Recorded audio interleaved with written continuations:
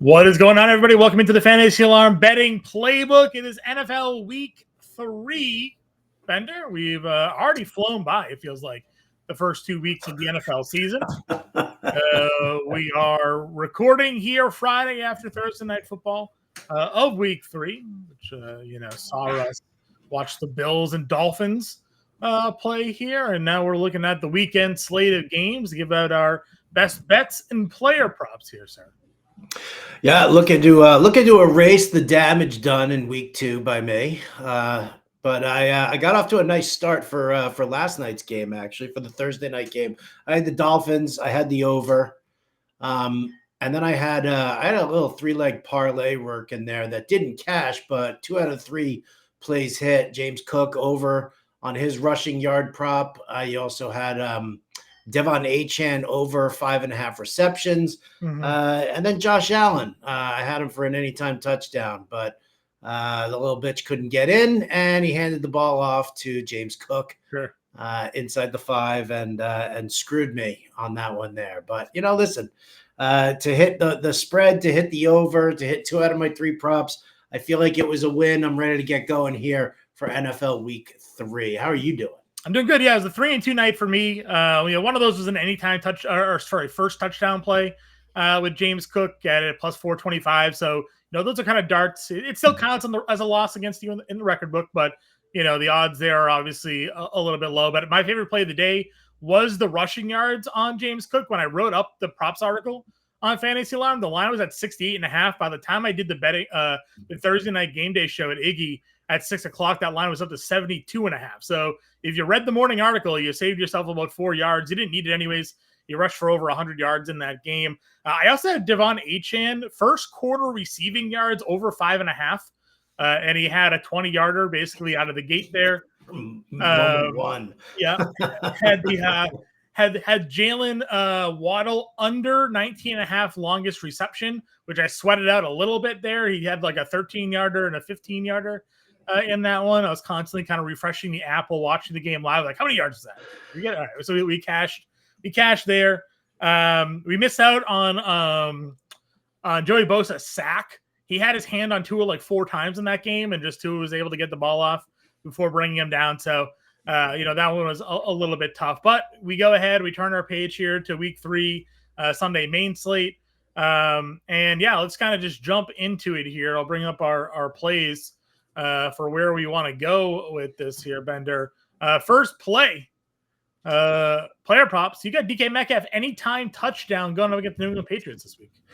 Yeah, I mean, listen, it's a narrative play. I know that Christian Gonzalez actually he returned to practice. He's officially listed as questionable for the game, but I don't really care what his yardage total looks like. I know for a fact that Aaron Rodgers is 1 touchdown pass away from 4th all time on the list. He's already tied with Brett Favre, so this gives him the juice to pass.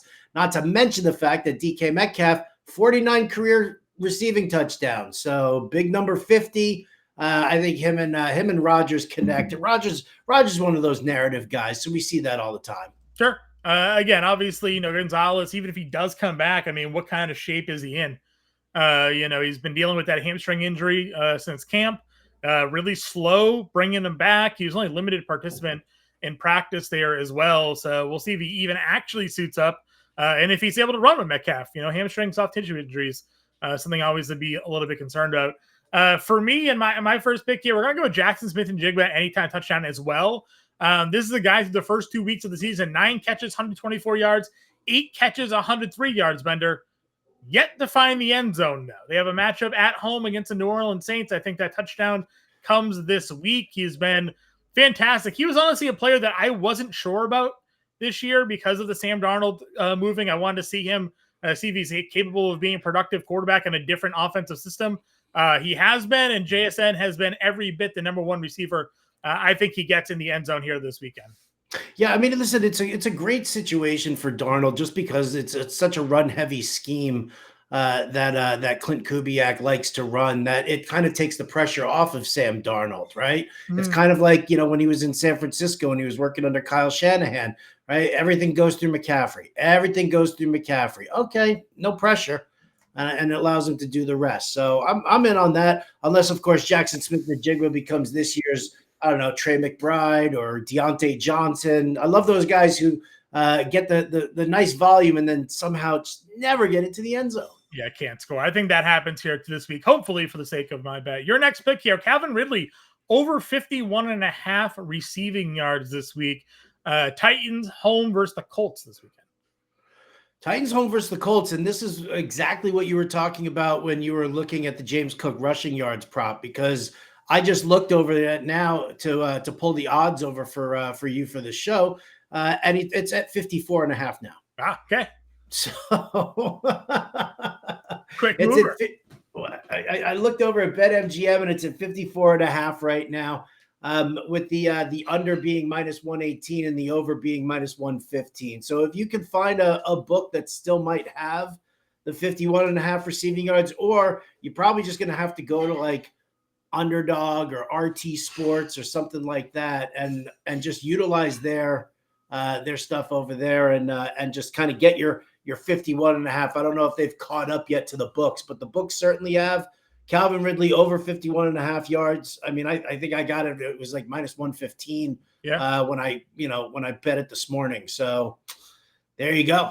I'll say this. This is where line shopping is your friend. You can go to Fantasy Alarm. You look at our odds tool over at Fantasy Alarm at our betting tool section here. Calvin Ridley over on DK Sportsbook. 50.5 is the line at -112. Wait, well, who, what, where? Where's that? DraftKings Sportsbook. Oh, beautiful. 50.5 -112 there for that line. We probably should be a bit more bullish now on Kenneth Walker, as Zach Charbonnet now listed as doubtful for this weekend. So I don't have any Walker props yet, but my prop article is still to come for this weekend slate. So maybe Kenneth Walker makes an appearance there. I am going to go at Josh Jacobs, and I'm going to go at under 77.5 rushing yards here for Josh Jacobs in this matchup against the Cleveland Browns. I don't know if you know this, but the Cleveland Browns are not a good football team. However, they have held Chase Brown to 2.1 yards per carry and Derrick Henry to 2 yards per carry over the first 2 weeks of the season.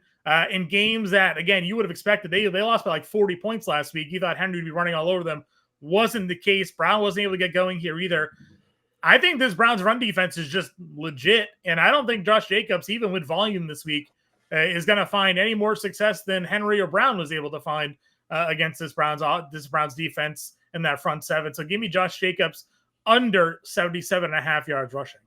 Yeah, I mean, I didn't realize that the yards per carry was so low for Chase Brown. Although it's a pass-heavy scheme. They like to use the pass to set up the run. I just figured Cleveland just completely sold out to stop the run against Derrick Henry, and then just got torched through the air. Right? I mean, 41 points they allowed while holding Derrick Henry to 25 rushing yards is just absolutely mind-boggling there. But I think that it's going to be a really interesting thing to see. I don't think they're going to try and sell out as much to stop Josh Jacobs, just especially because you've got Jordan Love slinging the rock to a variety of receivers. But I'm not going to be against it based off of what we've seen so far for the first 2 weeks. I'm not going to be against that. By the way, my Calvin Ridley prop, the reason I was on that, just so that you guys all know, was because Lou Anarumo, the defensive coordinator for the Indianapolis Colts, runs zone defense coverage about 70% of the time. Ridley dominates, right? He's against zone. He's working on and it's dating back even to last year.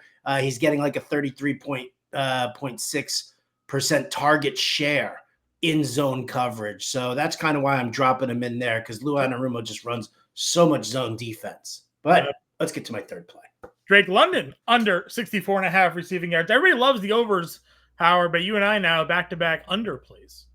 Yeah, I mean, listen, this is all about J.C. Horn. This is really about what J.C. Horn does to opposing wide receivers. Listen, you run on Carolina. You don't throw on Carolina, right? I mean, you can. I mean, listen, the tight end coverage that Carolina does is absolutely miserable, but they just, Carolina can't stop the run. So you kind of keep it all low and short. And, I just don't think that J.C. Horn is going to turn around and let Drake London just get away with it. London, I think 58 yards in week 1 was his high. so far. So I'm just going to stay on the under there. Yeah, and listen, that kind of goes into what I shared with you in our DMs. It was, I think it was PFF had the stat. It was quarterback coverage, yards per passer rating on a target. And basically, J.C. Horn is the best cover corner so far in the league. So that sounds pretty good there to me. My last one, just a tried and true. I think I've had it in my article every week. Is Joe Flacco pass attempts. They just keep giving you under 40, and he keeps throwing for 40 or more pass attempts here. It's 38.5 this week against the Green Bay Packers. They're at home. They're underdogs, 7.5 points. They're going to throw the football. They're just going to do it. Yeah, they got Quinshon Judkins back last week, and he actually ran the ball pretty well in his limited snaps, and he's probably going to be in for a larger snap share this week, but they're not going to be in a position to run the football. They're going to have to throw, and until they take Joe Flacco out of the game, he's going to throw 40 times again. That's just what he's there for. So give me Flacco over to the 38 pass attempts here again this week. Again, 40 or more in each of the first 2 weeks. Well, good luck to you there, Johnny. Thanks. On your 3 props. Thanks. Good luck to me on my 3 props. Let's go to our money line or best bets. Last week, you and I had a competing play of the Bears and Lions, which you soundly won. The Bears were nowhere near covering the 6.5 on that one. But you got the Titans +4 to kick off yours this week. Yeah, I mean, listen, Titans 0-2 right now. They're at home. They're going up against the Colts. It's a divisional rivalry game. Everybody's in on the Colts right now. Danny Dimes can do no wrong. I mean, listen, there are times where I'll bet like just off of gut feel or hunch or what everybody's saying. Like all of a sudden, it's like Daniel Jones getting buzz on comeback player of the year. And yeah. I think, you kind of look at it in that front and you just say, you know what, at some point the wheels do fall down, fall off the wagon. There is a time where, water finds its own level. And I think that the Titans at home here can play it tough. Like I said, I like Calvin Ridley on the over for his receiving yards prop. As long as if the offensive line can just kind of hold a little bit and give Cam Ward some time to throw, I think he's got it in this one here. So I'll take the Titans +4. My only obviously hesitation there is just how bad their offense has been. He is on pace to be sacked 90 times. The NFL record's like 76. He hasn't been able to really, their offensive line, I think, was dead last so far this year, obviously, which makes a lot of sense. Mm-hmm. So you're really going to have to hope that their defense shows up, because I'm not sure how much their offense is going to be able to get going for that. I took the Chargers -2.5. I know this one's probably a little bit tougher because you historically hate a home favorite Chargers team as they face the Denver Broncos. But, it's usually, truth be told, it's usually when it's like a touchdown or more. Sure. But the Chargers are home favorites against the Denver Broncos. They've looked really good. The passing attack has looked really good for them. They don't really have much yet going in the running game, which is kind of surprising given sort of who their offensive coordinator is and their offensive game planning. But I like their defense. Denver, they haven't looked as good as I thought they would out of the gate, right? They faced Tennessee, played kind of a closer game against them than many expected. They end up losing to the Colts. I think the Chargers win this one at home here, Howard. Okay. All right. Yeah, I think Denver's surprising me as well. It seems a little off for what they're doing. Bo Nix doesn't look like he's in any kind of a groove. They couldn't get Cortland Sutton involved in the passing attack last week. I know everybody's in on Troy Franklin this week, which immediately takes me off of him. Sure, yeah. Right? So, they had a college connection, Howard, I know. At Oregon. Yeah. The 9 years that Bo Nix played in college football, so. Hey, a lot of guys go to college for 9 years. Yeah, they're called doctors. Anyways. What's my next play, Johnny? Your next play is Cowboys Bears over 50. Deron Bland just now officially ruled out for Dallas again. Jalen Johnson also already ruled out as well for the Chicago Bears. Neither team has a secondary. The Dallas Cowboys have kind of lost out on their pass rush, not having Micah Parsons anymore. Their offensive line has been a little bit better, but again, I think this one is the track meet that everybody wants. And I think that it's going to end up this way. I don't see I don't see either defense holding either offense around down, and I still don't see that Ben Johnson is. I think that his offense is a work in progress. So Yeah. and if you guys watch the DFS show that John and I do for week 3, I have some additional thoughts on Cowboys Bears as well. But I like it. give it a go for the over on 50. I'm going a bit of a homer play here. I'm going to go with the Patriots plus 1.5. They are home. If Christian Gonzalez is able to get on the field, it does vastly improve their defense. Their secondary has certainly been a problem. Howard, do you know the Patriots lead the NFL in sacks right now? Oh, my goodness. They do. They're Mike Vrabel pressure defense on the pass rush there. Hal Landry, Milton Williams getting after the quarterback. If they can just get some secondary play, they might be able to do some damage. The Steelers' defense has been terrible. They gave it all up to the Jets in week 1. They gave it all up to the Seahawks in week 2. Aaron Rodgers has been okay. He looked good-ish against the Jets. He threw 4 touchdowns, but that's more now an indictment seemingly on the Jets defense after what we saw him struggle to do against Seattle last week. The only concern I have for New England, of course, is going to be the offensive line, but the offensive line actually played a good game last week. Dealing with Bradley Chubb and dealing with the pass rush that maybe Miami has. Now they got to deal with TJ Watt and company, but Patriots back home off a good win in Miami. I think they get the 1.5 here.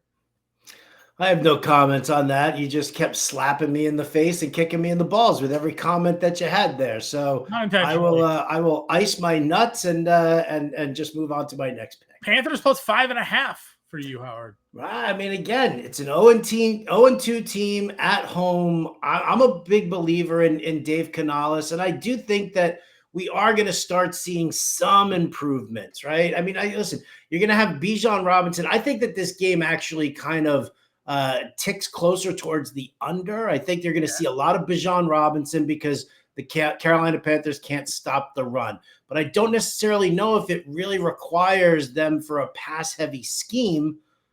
Again, simply because that secondary for Carolina is rock solid. Now you've got a struggling Bryce Young.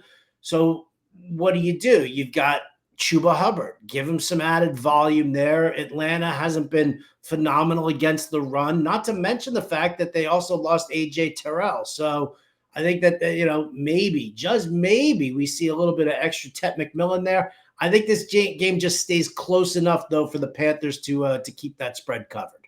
Okay.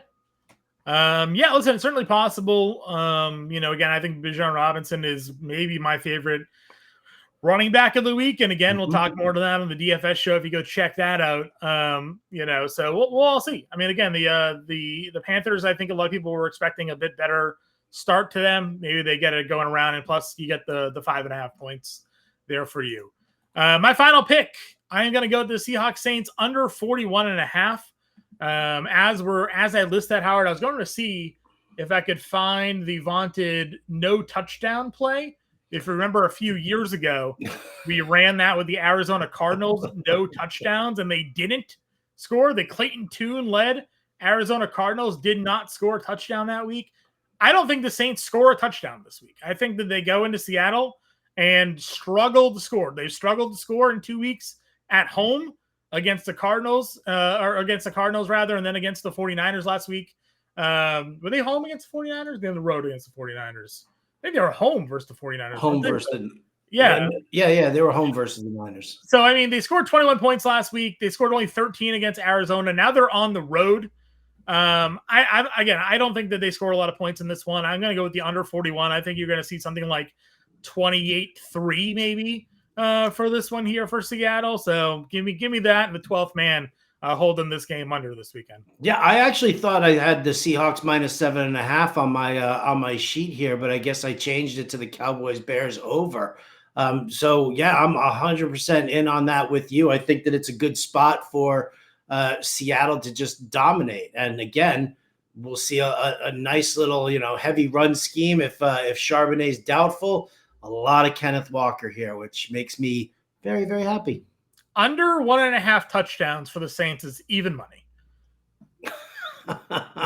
So I'm gonna see.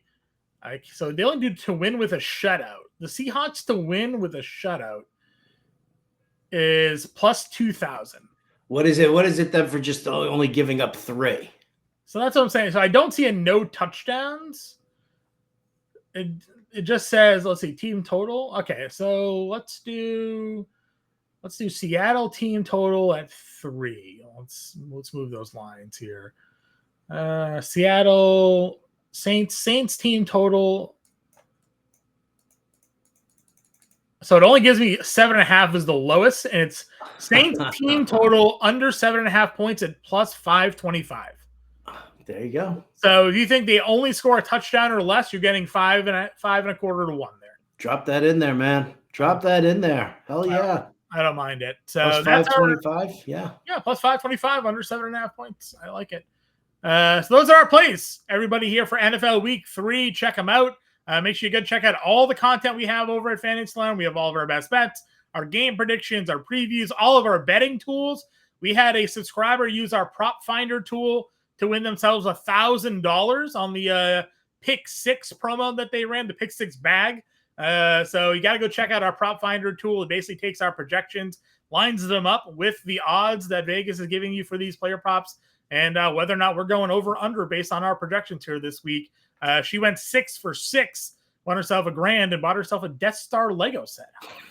That was the best part about it, was that because I knew that she was a Lego girl, right? And she had she's been emailing me for a while now. She's been a member of the Fantasy Alarm family.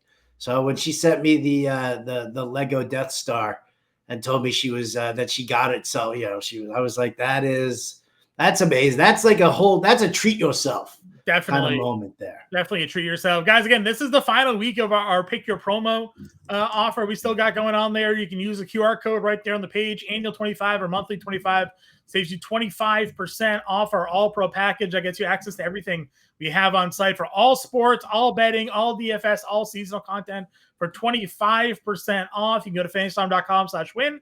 Enter those promo codes in there as well. And it starts with a 7-day free trial.